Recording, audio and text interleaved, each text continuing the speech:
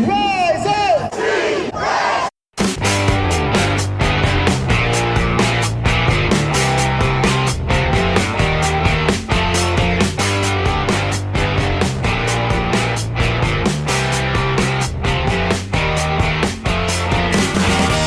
This is the Rise Up See Red podcast, all about the Arizona Cardinals and the NFL, featuring insider and outsider perspectives. Enjoy the best hour of Cardinals talk on the web. Now here are your hosts, Jess Root and Seth Cox.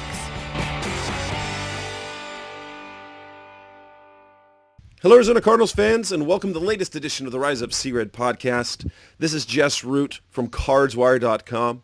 NFL Wire site from the USA Today family of sites, and my co-host, as always, is Seth Cox from RevengeOfTheBirds.com, SB Nation's NFL site for the Arizona Cardinals. This is episode 237, and if you're hearing both of us, that means it went well after last week's. I don't know what happened with the recording. It just disappeared, and you got a bonus episode of, you missed out on a fantastic conversation between me and Seth, and instead just had to listen to me for nearly an hour. But we're assuming that all will go well technologically because I don't know what happened before or why. It just happened. So we're now with our season preview. Seth, are you ready for some actual meaningful football? No more preseason games. No more guessing about the roster. No more cloak and dagger with the offense. It's real now. Yeah, we're there. It's time. It's what we've been waiting for, and you and I talked about it, and our compadres at the Detroit Lions site, we've kind of tried to explain, like, hey, we really don't know at this point what anything's going to look like because they've just, like you said, it's been cloak and dagger. It's been, oh, here's a little something, but all right, we'll wait till the closed practices to show a little more or do a little more, and it's going to be interesting to see how this all comes out. Was it worth all the hiding? Was it worth all the,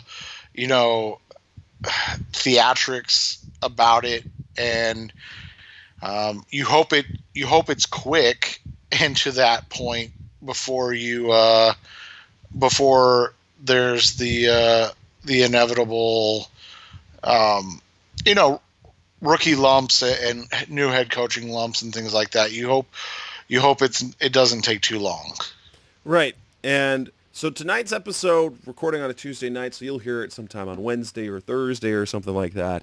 This is episode 237. This is our season preview.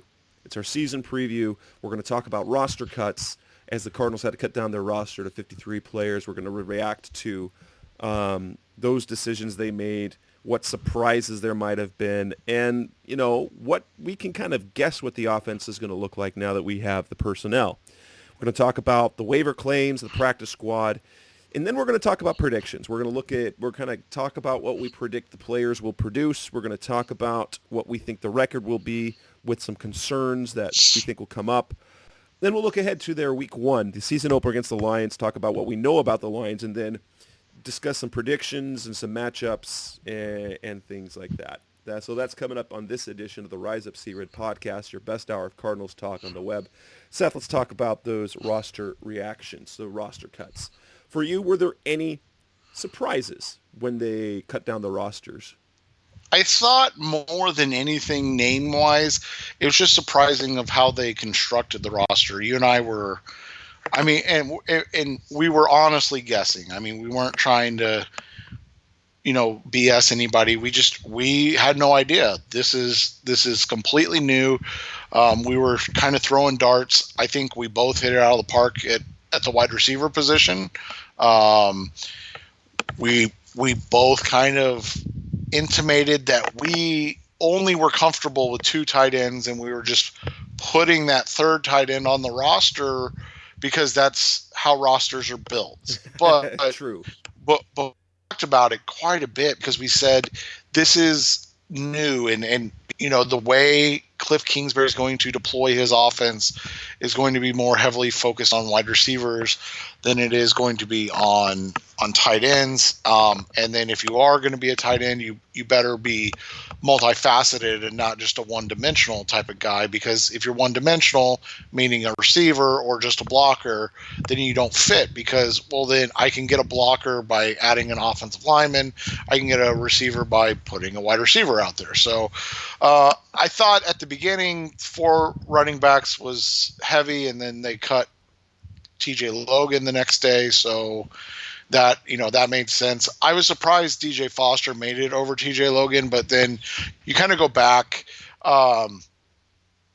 DJ's, a more versatile. I mean, if you just look at the running back room, they're basically like the same 3 skill sets, just with diminishing returns as you go down the depth chart, right? Like David Johnson's the best, and Chase Edmonds is a lot like David Johnson, just not as skilled yet. And then DJ Foster's a lot like David Johnson and Chase Edmonds, just not as skilled. And so having 3 similar players in that role makes sense.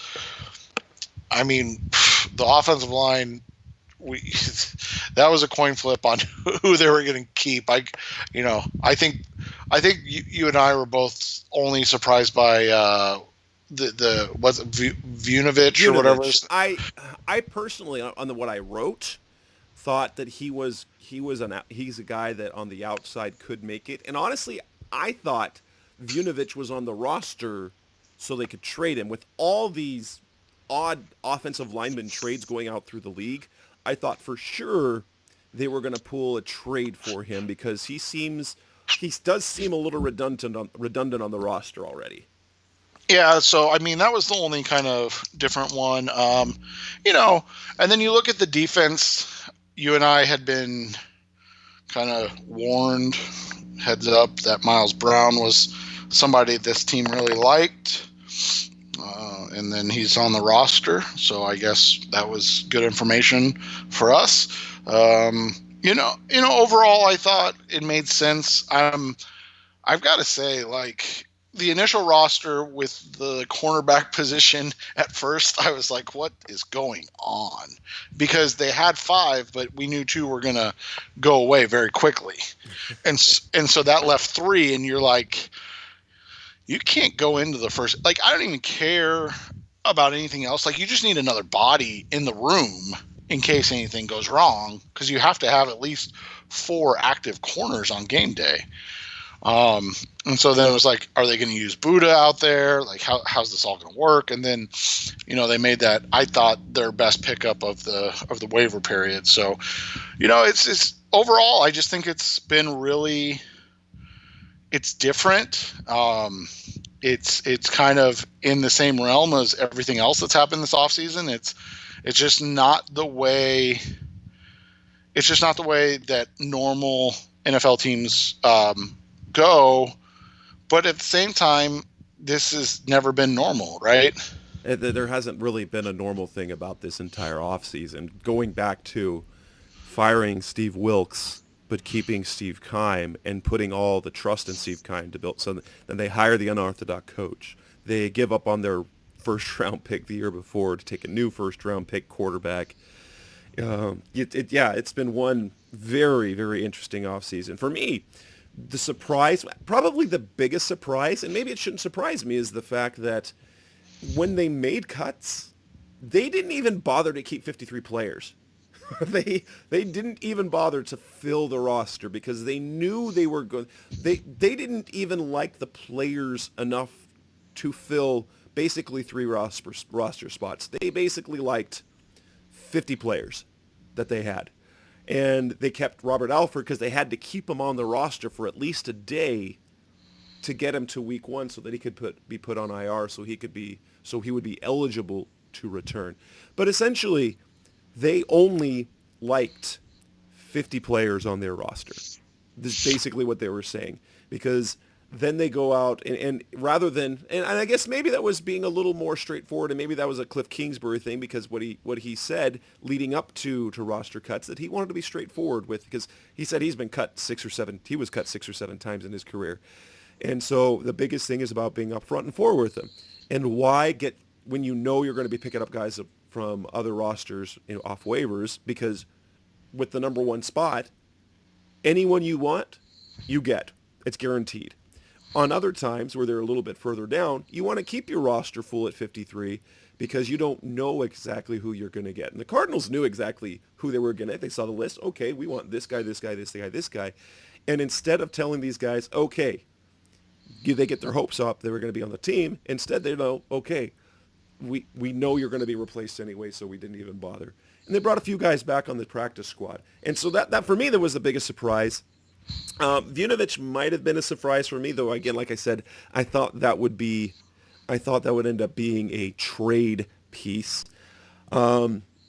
Initially, I was surprised that they kept as many inside linebackers, that they kept all 6 of those inside linebackers, including Dennis Gardeck and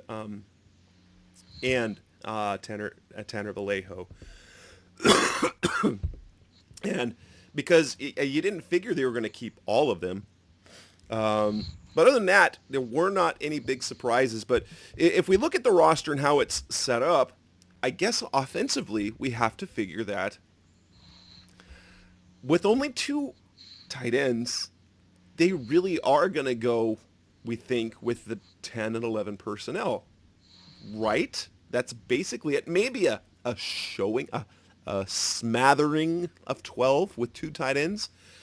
And then if they really, really, really, really, really want to go big, they'll use an offensive lineman. And Cliff Kingsbury said as much, that they're going to use Mason Cole or one of their young tackles as an extra blocker. That might be something that happens. But I think by now, we know if there's only 2 tight ends on the roster, guess what?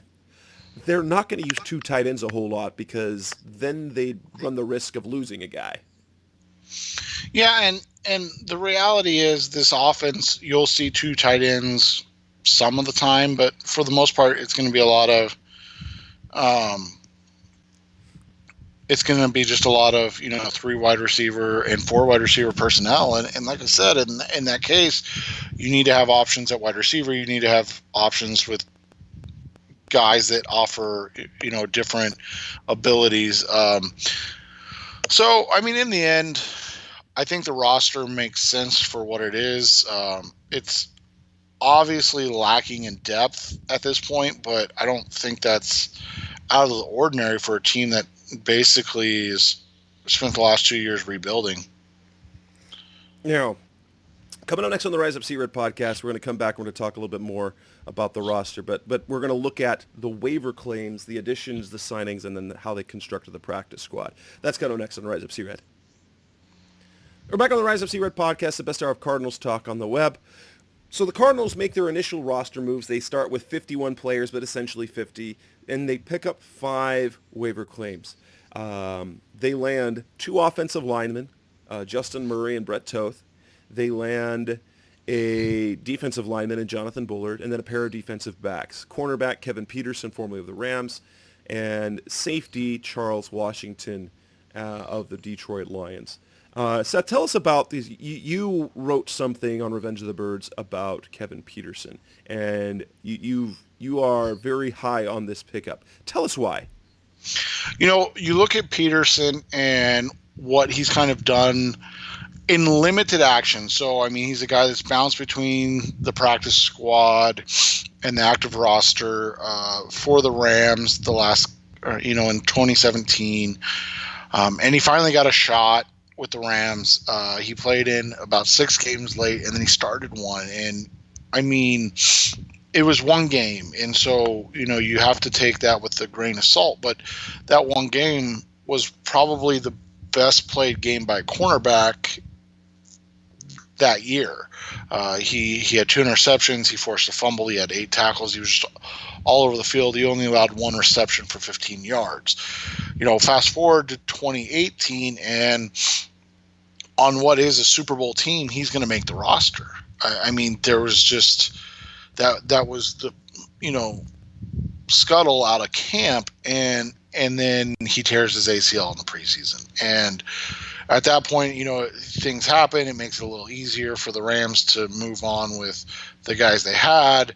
And so then, the Rams being a team in terms of trying to get to the Super Bowl versus a team that is just trying to find, to start stacking wins again in the Cardinals. The Rams had the ability just to let them go. They don't have time for guys to get healthy, and Peterson is healthy, but they don't have time for guys to get healthy. They don't have time for guys to figure it out. They're in just right now a different area than the Cardinals, but that played well for the Cardinals. Peterson has been one of the best cornerbacks in the NFL this preseason, and you take that with a grain of salt again, but it's better than the alternative, which was what we saw in the preseason by Dietrich Nichols. Even Nate Brooks at times was struggling. Obviously, Brandon Williams played in one game and gave up a touchdown. I mean, it's like clockwork in the preseason. And so you look at Kevin Peterson, he was heavily targeted in the preseason. He held his own. Every chance he's had to play, he's made plays and looked good doing it. So in that case, it's the perfect 6-week experiment. There's a good chance you could end up with a guy that's a starting level corner, or there's a good chance you end up with a guy that you just cut when Patrick Peterson comes back from suspension. So, it's a win-win situation in the end. You take a chance on a young guy that's had some incredibly bright moments in the NFL, and then you just wait. Yeah, and Peterson is a nice addition, and what's more for me, the fit. He, having played in the Wade Phillips defense, I'm going to point this out again. Vance Joseph's defense is a Wade Phillips defense. It's the guy that brought him into the league. He is the Wade Phillips disciple, that sort of thing. So Peterson will come in and probably fit really well, and it's a nice addition, especially when Chris Jones, we'll got to wait and see on that. He looked great in the preseason. He looked really good in the preseason, but we also have seen flashes in the pan type guys. Brandon Williams looked great briefly, and it looked terrible as a rookie. So it's good to have a guy that's got a little bit of experience in this type of defense who could, in a pinch, be a replacement for Chris Jones, because Chris Jones is going to be your corner 3. Byron Murphy is going to play outside and inside. He will slide inside for when Jones comes to the game in nickel. So we'll have to wait and see on what goes with that. Now, the waiver claims for me, what probably is the most interesting thing to me was because they wanted to improve on the offensive line, and yet the two guys they claimed, and this was going to happen, they claimed guys that aren't particularly experienced. The first name that came out, Brett Toth, didn't make any sense at all to me, unless they like his upside. Because if you were going to... When Justin Murray's name came out, that made a little more sense. But when you're thinking, so they've got Joshua Miles and Brett Toth, there's a backup tackles. Really?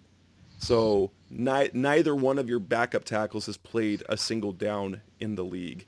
And Toth didn't even make the team that he didn't even make the team. Justin Murray is an interesting upside because he's got some versatility. And the Raiders, believe it or not, are a team that have a little bit of depth on the offensive line. So it wasn't like a bad offensive line team cutting a guy. This wasn't like the Cardinals, for example, cutting an offensive line and then picking them up. And so you get a little bit of experience. He doesn't have a lot of game experience. In fact, does he have any game experience? I don't remember.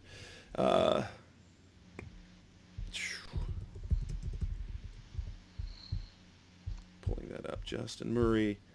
No, he has no game experience. He has no game experience, but at least he's been on a roster. No, he played 2 games last year. 2 did he? games.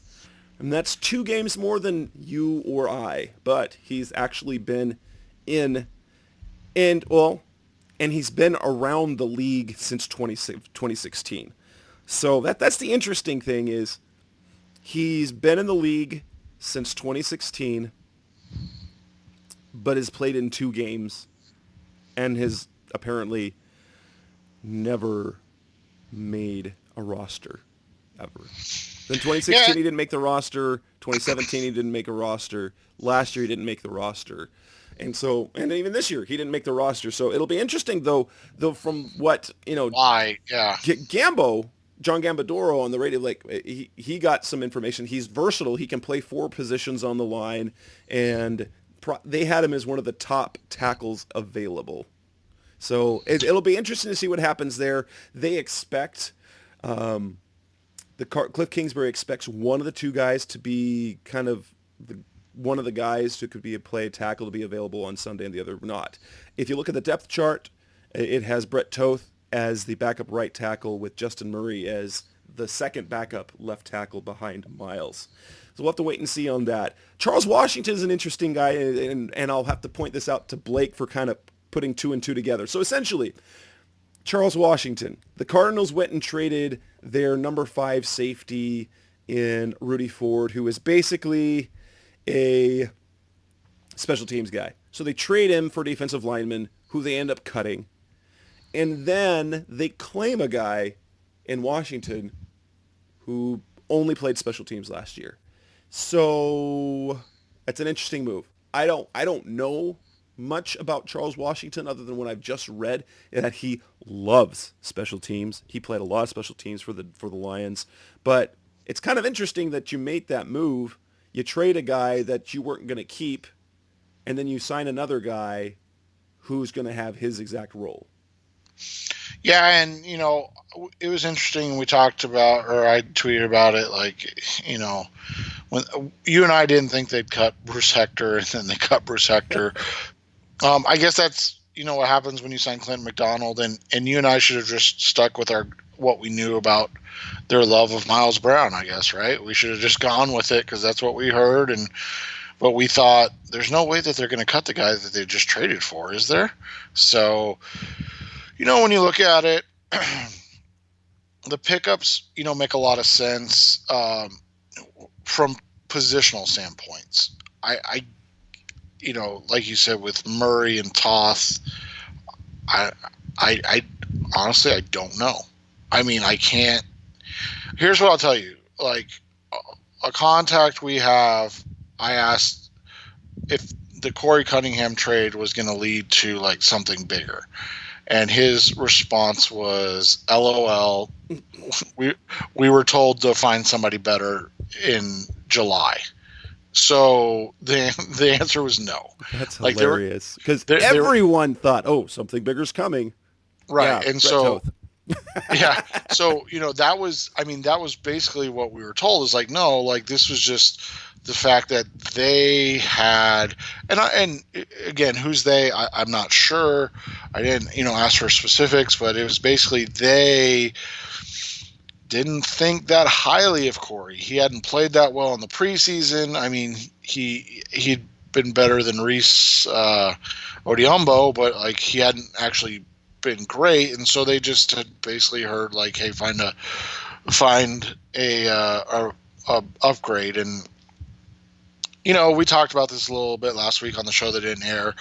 It's always nerve-wracking when the Patriots trade for a guy, but in the same token, like, the reality of the situation is the Patriots have the best offensive line coach maybe in NFL history, so it doesn't matter. Like, whatever they're doing, you can't compare to anybody else because they have Dante, Italian last name, and the Arizona Cardinals and everybody else have their offensive line coach. So it literally doesn't matter. You can't compare them. So when you look at it positional wise, it makes sense. We didn't even talk about Jonathan Bullard really. The last guy they kind of claimed. Bullard's he's a true depth guy. He's nothing more. He's not a upside starter. He's just a guy that can come in and play on that 34 line for 10 to 15 snaps a game. He's a high level, high energy kind of guy. He's never panned out in Chicago. He didn't pan out in the Vic Fangio defense, so I'm not saying it's impossible that he can't pan out in the Vance Joseph defense, but if you were going to ask me who would get the most out of somebody, it's either Fangio or Wade Phillips, right? So Yeah. And do you see him being more if you had to pick who's going to be inactive a game, because I imagine they'll probably have 6 active on game day, is it going to be more Bullard, or you think that'll be Brown? I think early it's going to be Brown. But, I don't know, because I don't know how they're going to change this rotation now, because the whole idea was that you had these 3 kind of interchangeable pieces in Phylon, Gunter, and Peters, and now it's Gunter and Peters, and then a bunch of true defensive end tackle guys, not nose tackles. So, if you consider that Brown is really your only true zero technique guy, then maybe he's active. But I think initially you're going to see the active guy be Bullard and not Brown. The practice squad. In the practice squad, you don't want to spend a whole lot of time on this, but the funny thing is how they went about it, because they went quickly and re-signed 7 of their guys.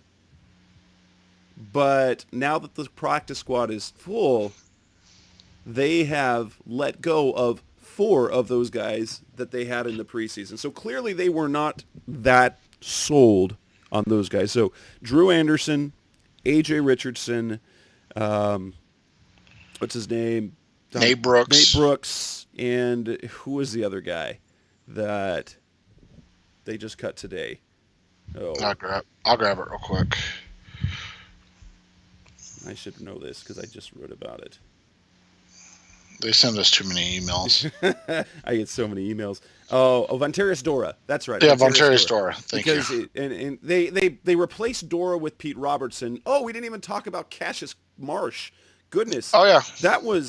That is a nice pickup, because they picked up Cassius Mark not off waivers, but they signed him. They signed him off that. Now we'll have to wait and see what that contract looks like, but he is bitter. He is a bitter man to the 49ers and to the Seahawks, who just cut him because they traded for Jadeveon Clowney. That's something to discuss on another show, but holy bonkers. But it means they pick up a guy who had 5.5 sacks last year. Now, as much as we liked Pete Robertson, Cassius Marsh is a much better player in the NFL than Pete Robertson ever has and probably ever will be. And so now they have a nice rotation of Suggs, Jones, Brooks Reed, and Cassius Marsh. That's a great pickup in my opinion, and he plays angry. And if you've seen the GIF out there, the GIF online, he has one heck of a sack celebration with the roundhouse kick. Yeah, and he's a guy that he understands his role and plays it extremely well. And to me, that's viable or vital as a backup. It's not he understands he's not a guy that's going to push for the starting role. He understands he's a guy that is going to get limited reps, and he understands that he's a guy that's really good at that job. And so we'll see how it works out. I think it was a slam dunk signing, like you.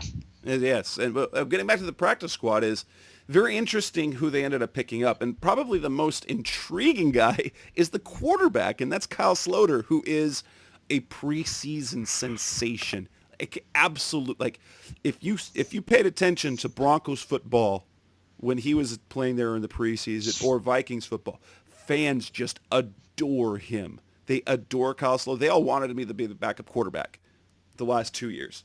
And he chose to play for the Cardinals. He's 25 years old.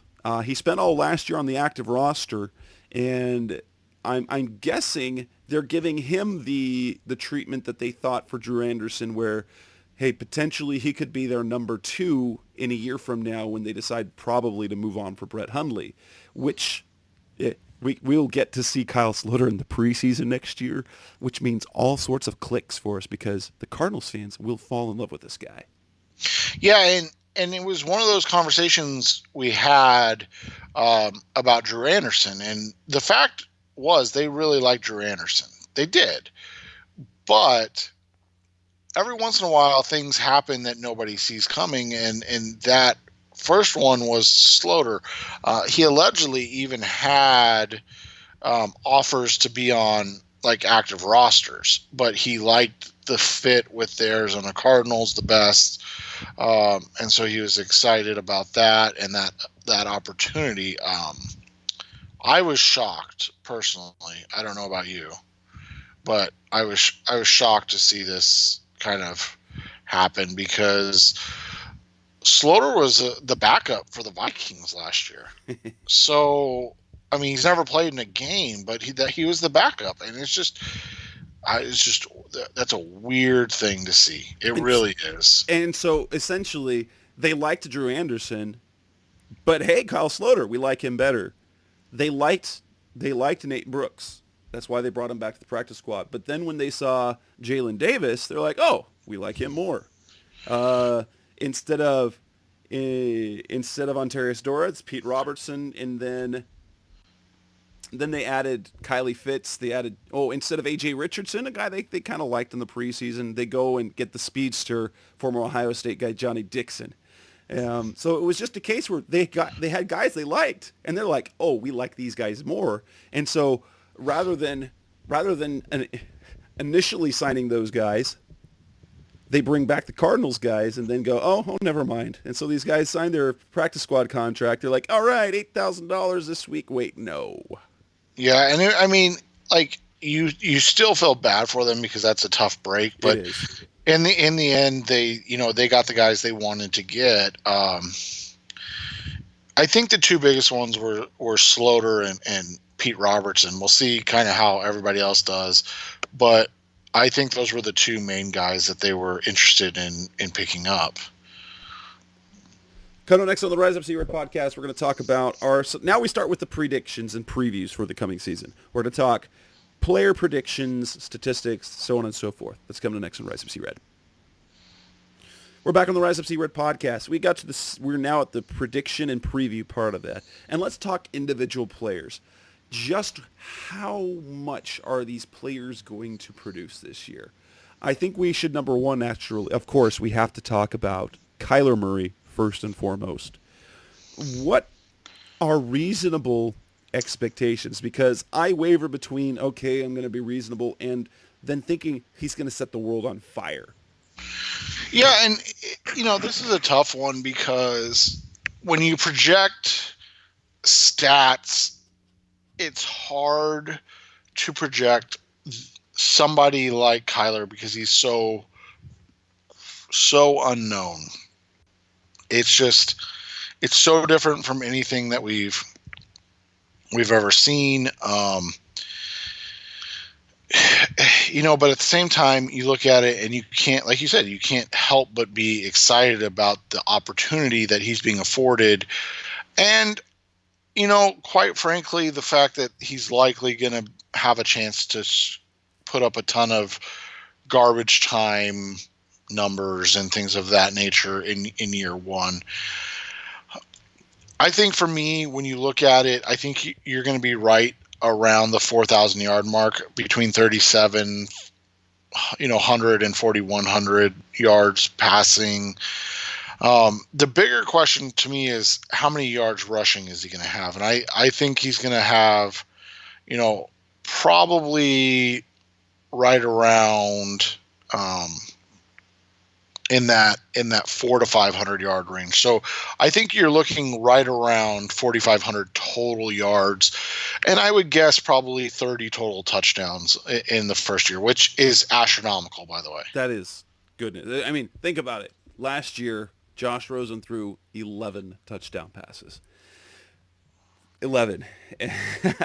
And so I am that sort of optimistic as well. I anticipate he will set a Cardinals quarterback rushing record, which would be, I believe, 503 yards is that record.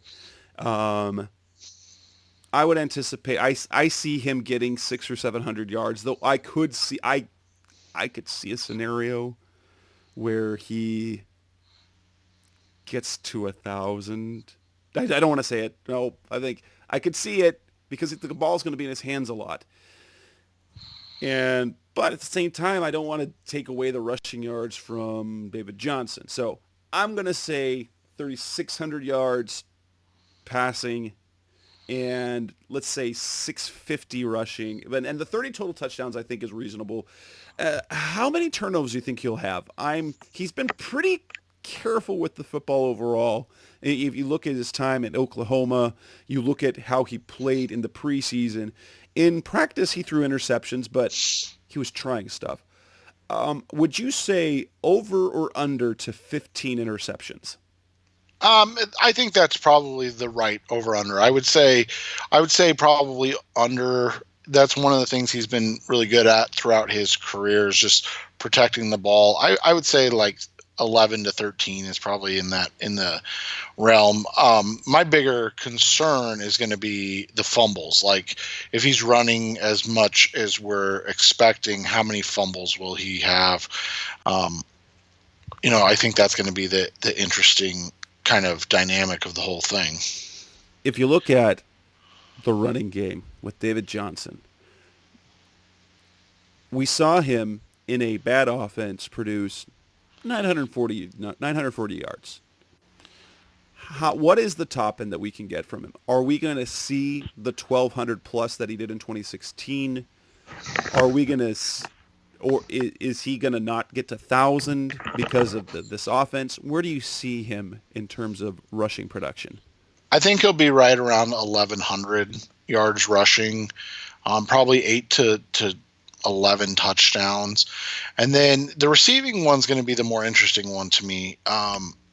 Is he going to be able to put up a 2,000-yard total offense season?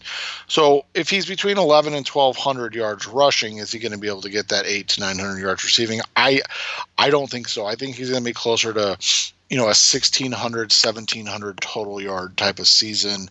I think he's going to be right around between 600 and 700 yards receiving on the season. Do you think that's because of the receiver targets? That they'll use the receivers more as a result of that? Because we might see he might have 80 to 90 catches. Yeah, and that's why, because I think you're going to see, target wise, I think Fitz is going to have the most targets. And then I think Kirk is going to have a good number of targets, probably more than Johnson. And then I think it's going to get muddled between like a Crabtree and a Keyshawn Johnson, and then a David Johnson, where you're going to have those three kind of fighting for targets. And I think, quite frankly, Chase Edmonds is going to get a healthy amount of receptions as well. So I think you're going to be in the like 50 to 60 catches realm, which is why you're going to have him, in that 600 to 700 yard range, because I just think he's going to lose targets because of not because of any one person getting a ton of targets, but just I think the love is going to be spread out between that, the Crabtree, Keyshawn, and I think Isabella towards the end of the year is going to kind of work his way into that target grouping too. So what do you think? Will the Cardinals have any 1,000-yard receiver individually? Depends on what Fitz does from an average standpoint. If he's around that 10, 11-yard reception or 10, 11-yard average per reception, I think he's going to be closer to like 900. Kirk is going to have to be closer to 15 yards per reception, I think, to get there, because I don't think he's going to catch over 70. Which isn't bad. Don't get me wrong. I don't think Kirk's going to catch over 70. I think Fitz will be right around 80, 85. So, that's going to kind of feed in, and then like I said, I think you're going to get this like mishmash of guys in that, three high 300, low 400 range to that, maybe 700 range, and that's going to be the Johnsons, Crabtree, Isabella, that entire grouping are going to have, kind of that mishmash of yardage this year. And so if I had to make a bold prediction, like I'm thinking of doing, bold predictions for the season, we could see 4,000 passing yards without a single 1,000-yard receiver would be kind of incredible to see. It would be, and it would be, but it also wouldn't be shocking. I don't think. And here's the thing. And if you see Chase Edmonds emerging as well, maybe you don't get 1,000. So they have a 4,000-yard passing offense with no 1,000-yard receivers, and maybe not even a 1,000-yard rusher, depending on how much Chase Edmonds gets used. I mean, there is that possibility. Right, and that's, and then you even throw in guys like Charles Clay and Max Williams, and they're probably going to get 60 targets between the two of them. And so, like, you're looking at, if you're just saying in general that Murray's going to throw, let's say, 600 passes. I mean, we're talking probably 200 of those between Kirk and Fitzgerald. So that's only 400 between Isabella, Crabtree, Keyshawn Johnson, David Johnson, Chase Edmonds, and then your top two tight ends. I mean, that's at best 8 guys. So that's 50. That's just targets. We're talking, 50 targets. And then as you take away from one and give to the other, like, you're reducing those, and that's 600 pass attempts. That's a ton of throws. So I have a hard time seeing where one guy could put up like a dominant season unless they're a yards per catch freak, where, they're averaging 14, 15, 16 plus yards per reception. Coming up next on the Rise Up C-Red podcast, we'll talk more about our team predictions, win-loss records, and then where do we see the team production offensively and defensively? That's coming up next on Rise Up C-Red. We're back on the Rise Up C-Red podcast, the best hour of Cardinals talk on the web. Let's talk a little bit about the overall win-loss record. We were talking about this a little bit off the air. I'm trying to look more holistically at their record. The way I see things, I think that they can start pretty well, and this is how I see things playing out. I believe they should win in their opener. Overall, I think that they will have the advantage this weekend, not having shown anything of their offense. They're playing at home. They've got the rookie quarterback, the king. You've got a lot of excitement, and I'm big on home teams in their opener doing well. I see them kind of hovering around 500 for a while. I see a win against Detroit, a loss against the Ravens, win against Panthers, loss to the Seahawks, beating the Bengals, losing to the Falcons, so I think the first half of the season they go 4-4, but then perhaps, like, if I'm thinking about it, they might win 5 games of their first 9 and then not win again.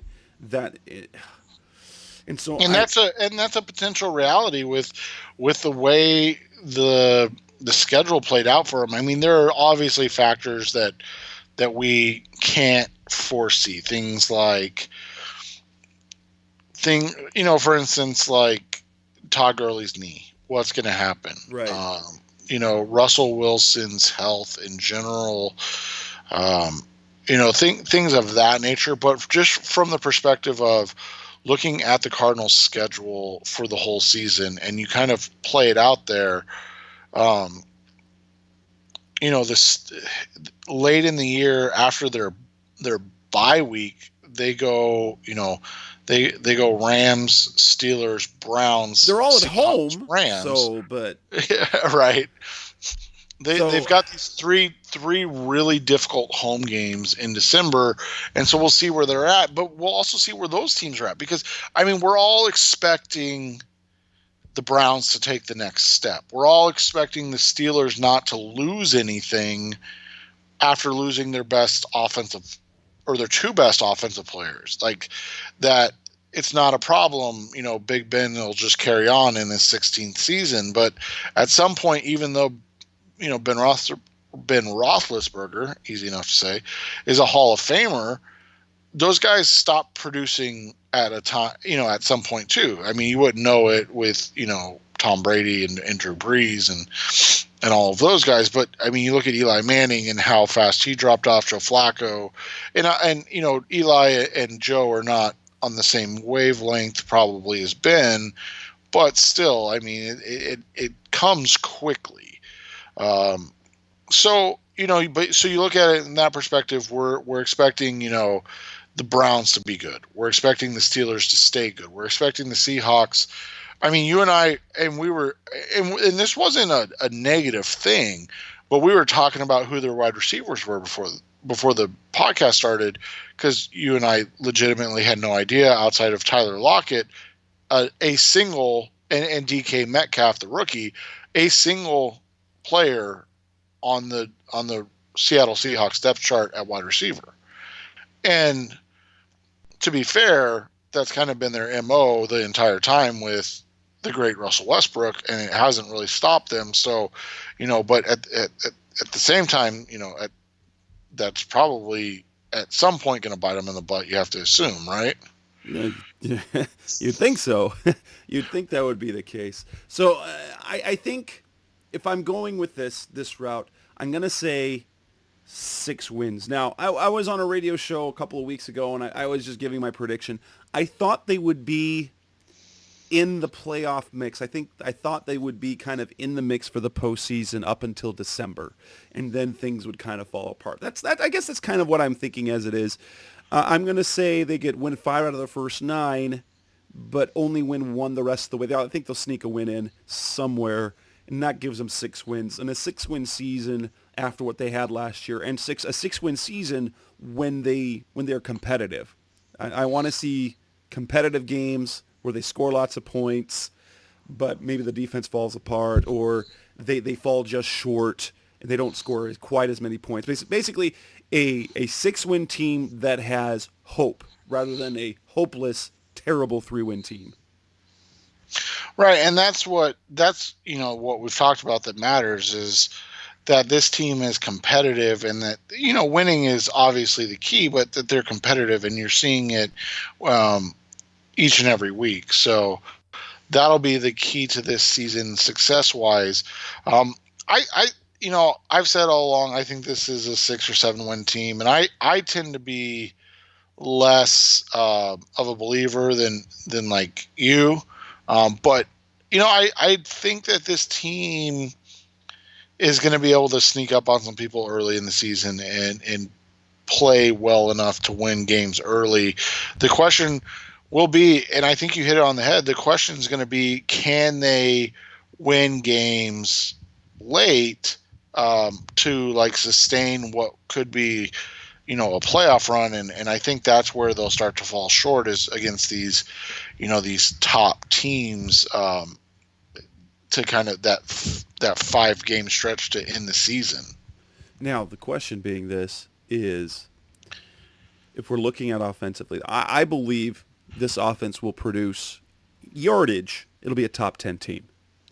They were in the preseason. They were a top 10 offense in terms of yardage, and a middle-of-the-road team in scoring, which will be so much better than what the Cardinals were. Incredibly, amazingly better. But I think they will be a top 10 team in terms of offense. Defense, I am not sure. No, and it's tough because I talked about this a couple weeks ago. This is a team that really reminds me of the Miami Dolphins defense that got Vance Joseph a head coaching job. Obviously, there's not an Ndamukong Suh on this roster. But in the same sentence, I mean, you're looking at guys like Chandler Jones, Terrell Suggs. I mean, you got Jordan Hicks, who should be an upgrade.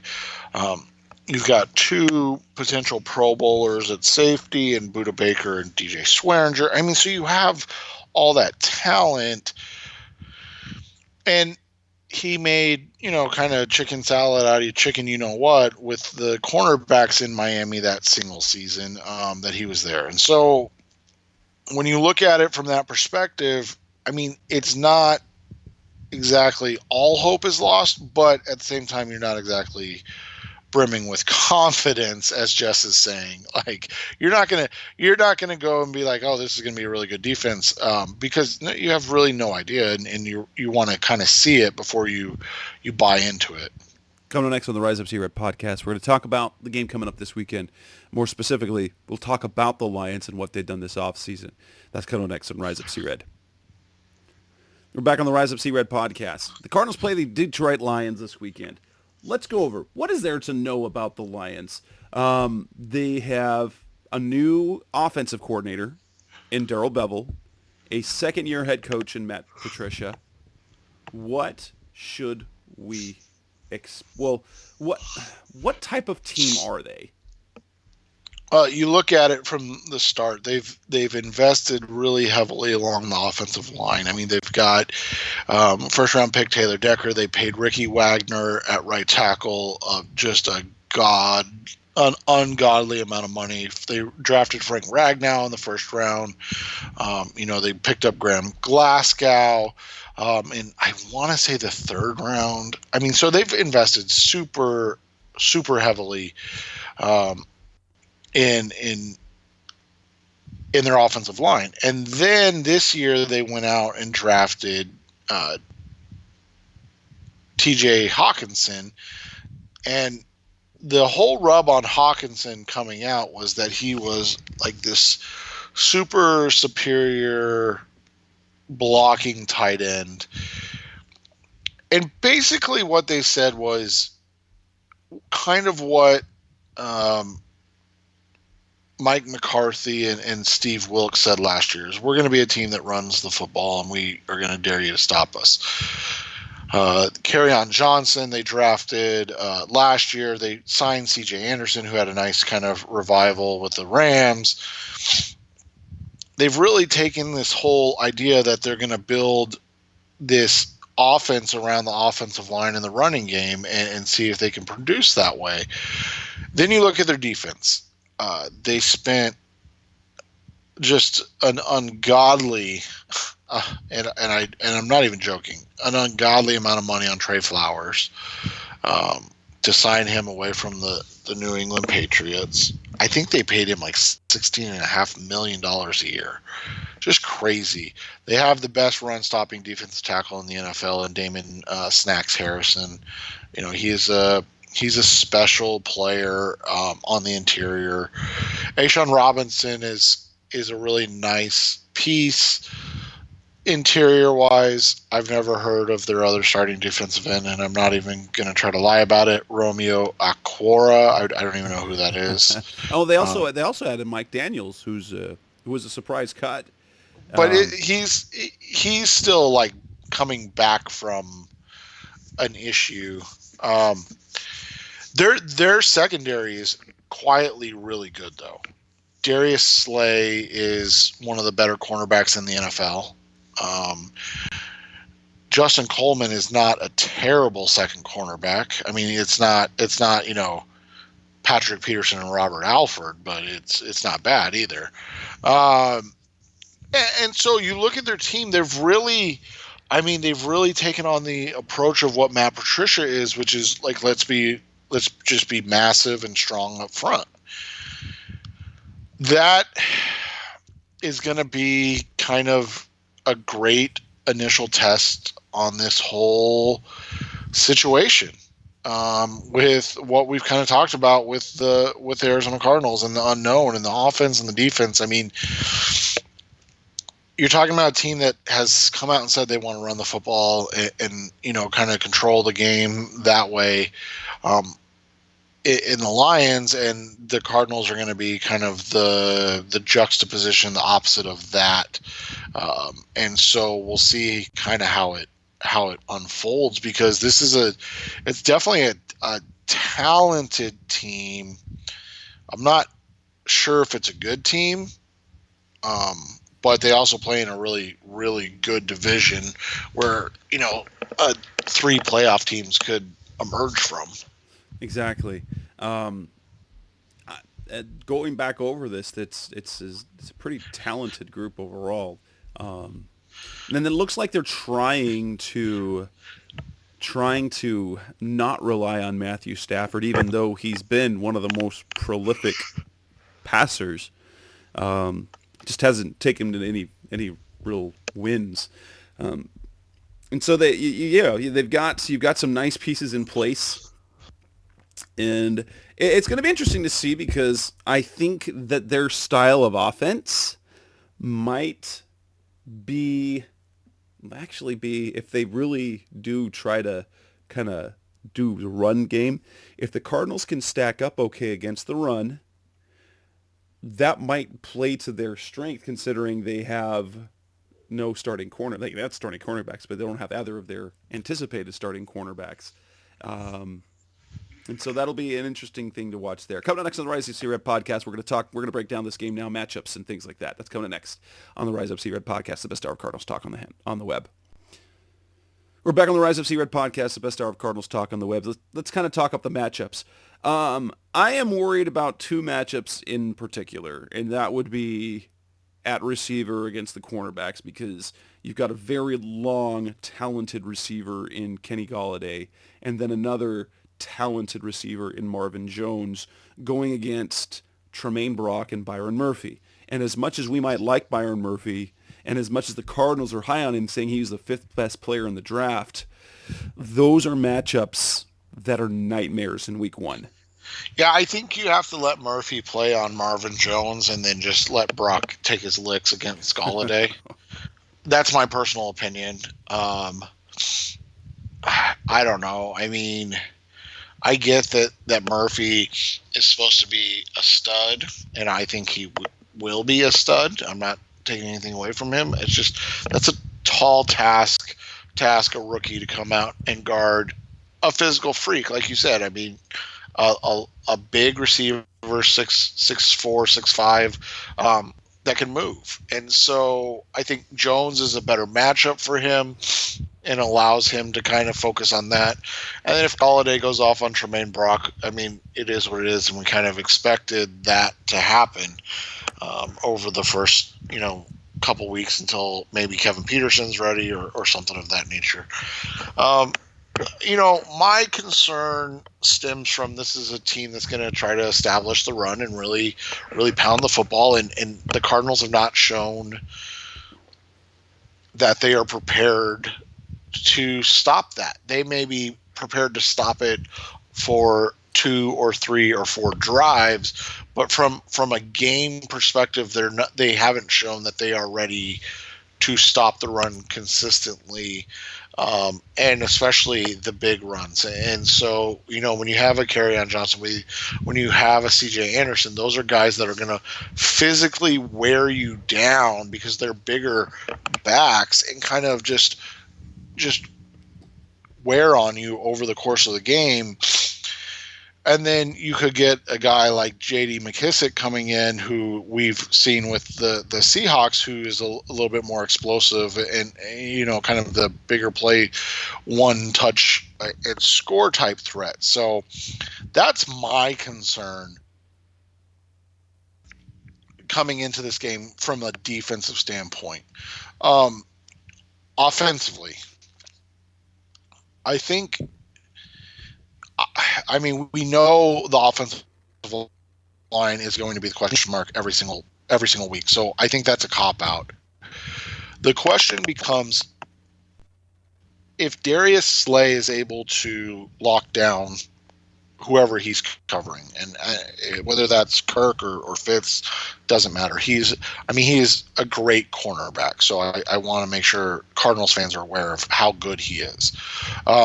the question becomes, can they create matchups, and what can they get out of those other guys? I mean, if it's Fitz that is, kind of getting locked down, then you look at it, can Kirk, pick it up?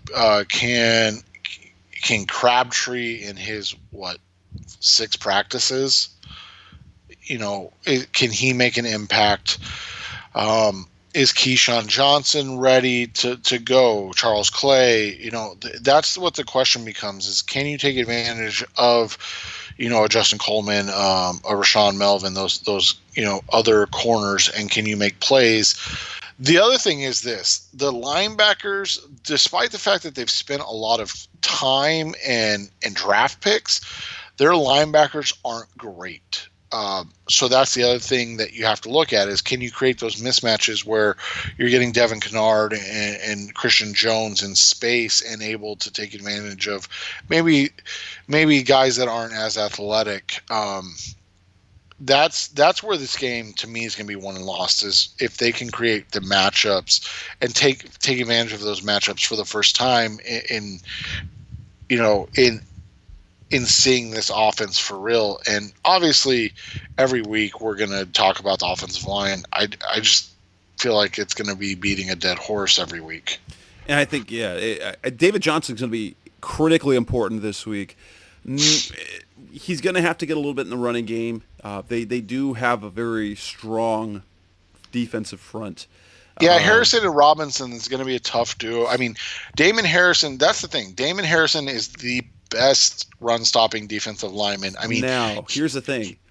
Who comes off the field on their defensive line when they go nickel? Because we figure that the Cardinals are going to go 3 and 4 wide most of the game, which could nullify some of that they have on that front. And that's what you're hoping to see. And the other question is if you can get – so here's the other, dirty secret is, so they drafted Jelani Tavai. I can't remember where he's out of, but he's supposed to be kind of like a coverage guy. He's out of Hawaii in the second round, kind of like a shocking pick to a lot of people. But he's supposed to be a coverage guy.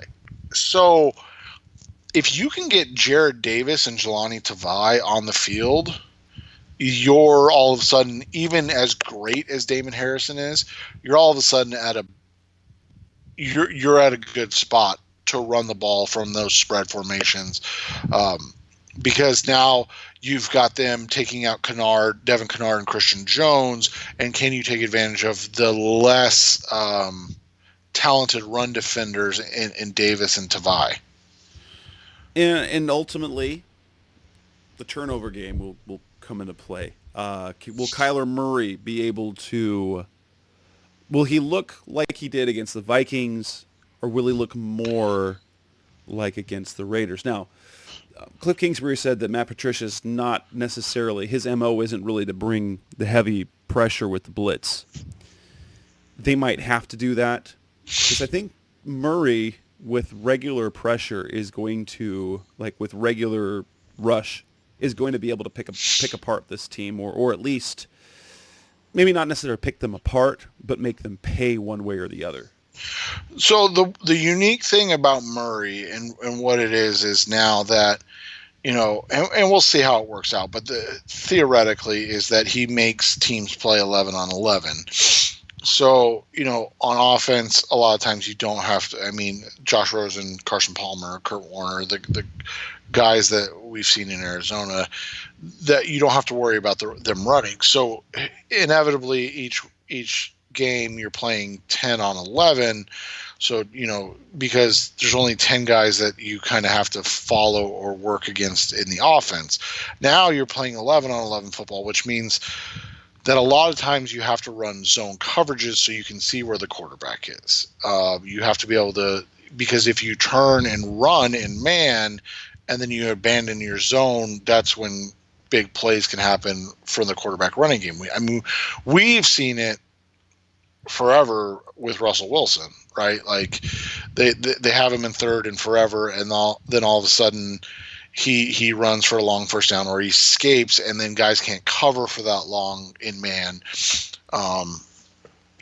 However, Cliff's offense is built to thrive on zone coverages, finding windows and hitting them quickly. And that's kind of where the key is to this is if a team can get pressure with 4 or 5, then those zone coverages work.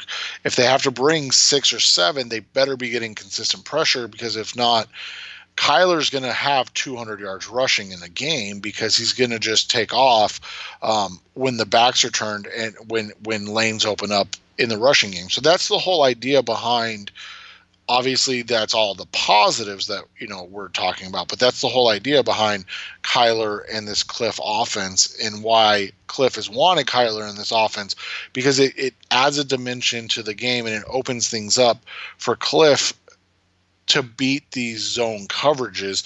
And then knowing if they go man, then you're really asking a lot of your defense, because now all of a sudden you're asking them to either be able to have a linebacker that's going to stay with the 4-3 guy, or you're asking your defensive backs to be able to cover for a guy that can create time and space, and wide receivers that'll have 5 or 6 seconds to run routes that, like, again, we've seen Russell Wilson do in Seattle.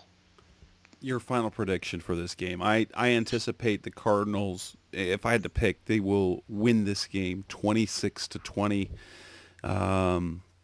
They won't. They will not get touchdowns every time. As 26 points, that's a kind of a 4 field goal game. But I kind of anticipate that, and they will do enough defensively. But I think they will move the ball offensively against Detroit. 26-20 is my pick. Yeah, I think they're going to win this game 30-28. I think that they come back and they're able to win it on a Zane Gonzalez field goal, and kind of start off the era in a strong way, as we talked about earlier, that these first 5 or 6 games really line up for them to win 3 or 4 games. And with that, let's wrap up the show.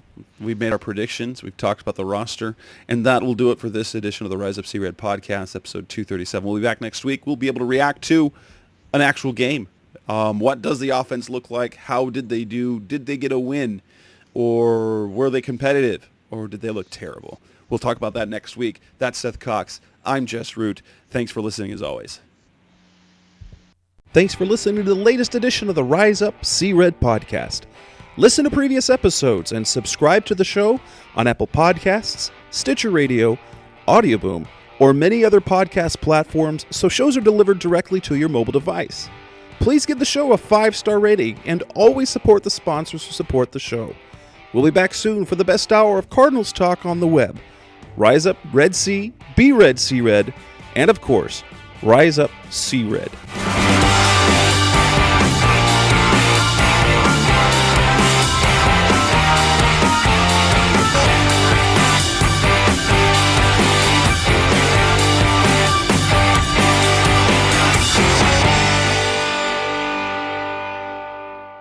Rise up!